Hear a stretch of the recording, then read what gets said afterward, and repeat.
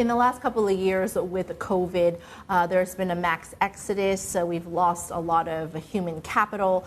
And Hong Kong is really working hard now with rebuilding itself as a global financial center, holding all these conferences now to try and lure people back and just to show off the city that we are.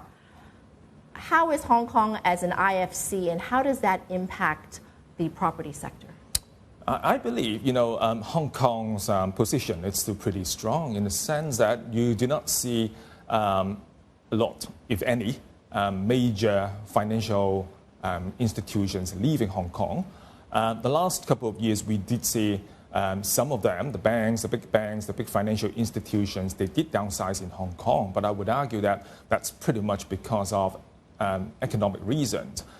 And the change in the mode of people's how they work in the office properties. So that has nothing or very little to do with Hong Kong's positioning. I believe Hong Kong is still a much preferred location for financial firms and many other professional firms in this region.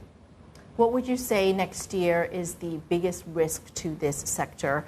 Of course, we're watching how things develop on the mainland. It's a completely different picture in terms of the mainland property problems. But here in Hong Kong, some are still calling for decline in the residential property market.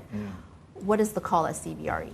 I think, if you look into the potential risks for the Hong Kong's financial market, I think that's still pretty much coming from the interest rate levels. Although we are anticipating a 75 bips interest rate cut from the US, even with that in place, interest rate levels is still pretty high, and that might continue to suffer the financial market.